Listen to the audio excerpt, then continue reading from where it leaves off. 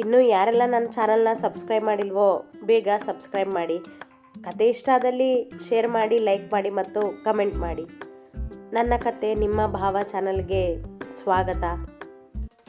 Hi friends, ನಿಮ್ಮೆಲ್ಲರ ಹತ್ರ ನನ್ನದೊಂದು ಮನವಿ. ನನಗೆ ಈಗ ಸ್ವಲ್ಪ ಆರೋಗ್ಯದ ಸಮಸ್ಯೆ ಇದೆ. ನನ್ನಿಂದ ಹೆಚ್ಚು ಮೊಬೈಲ್ ಬಳಕೆ ಮಾಡಲು ಸಾಧ್ಯವಾಗುತ್ತಿಲ್ಲ. ಕ್ಷಮೆ ಇರಲಿ. ಆದ ಕಾರಣ ನಿಮ್ಮೆಲ್ಲರಿಗೆ ನನ್ನದೊಂದು ಬೇಡಿಕೆ. ನನ್ನ ಆರೋಗ್ಯ ಸುಧಾರಿಸುವವರೆಗೂ ಅಷ್ಟೇ. ನನ್ನ ಕತೆಗಳ ವಿಡಿಯೋದಲ್ಲಿ ನಾನು ಇನ್ನು ಮುಂದೆ ಬರೀ ನನ್ನ ಧ್ವನಿಯಿಂದ ಕತೆ ಹೇಳಬೇಕು ಅಂತ ಇದ್ದೀನಿ.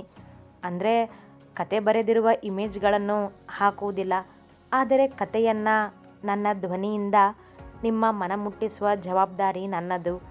ಪ್ರೀತಿಯಿಂದ ಕೇಳಿ, ಬೇರೆಯವರಿಗೂ ಹೇಳಿ.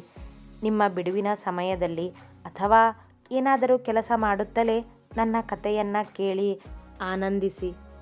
ಅತಿ ಹೆಚ್ಚಿನ ವೀಕ್ಷಣೆ ಮಾಡುವುದು ನಿಮ್ಮ ಜವಾಬ್ದಾರಿ.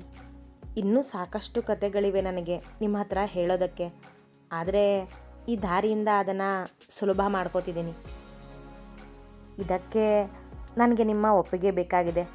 ಇದಕ್ಕೆ ನಿಮ್ಮ ಒಪ್ಪಿಗೆ ಇದ್ದಲ್ಲಿ ಕಮೆಂಟ್ಸ್ ಮೂಲಕ ನನಗೆ ನಿಮ್ಮ ಅನಿಸಿಕೆಗಳನ್ನ ತಿಳಿಸಿ. ನಿಮ್ಮ ಉತ್ತರಕ್ಕಾಗಿ ನಾನು ಕಾಯ್ತಿರುತ್ತೇನೆ. Thank you.